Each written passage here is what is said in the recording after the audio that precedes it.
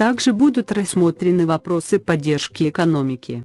Глава МНЭ Руслан Долинов прокомментировал возможную выплату населению 42 500 тенге в связи с продлением карантина. Министр национальной экономики отметил, что этот вопрос будет решаться на ближайшем заседании Государственной комиссии. Вопрос продления карантина поручено рассмотреть на Государственной комиссии. На ближайшем заседании будет рассмотрен вопрос, в том числе вопросы поддержки экономики и населения в связи с продлением карантина, ответил Долинов. По состоянию на 29 июля было принято более 2,2 миллиона уникальных заявлений от граждан на назначение единовременной выплаты из Государственного фонда социального страхования на случай потери дохода в связи с введением ограничительных мер в июле 2020 года. Размер выплаты равен минимальной заработной плате 42 500 тенге. Выплата назначена 2 миллионам человек. Денежные средства перечислены 1 981 000 казахстанцам. Напомним,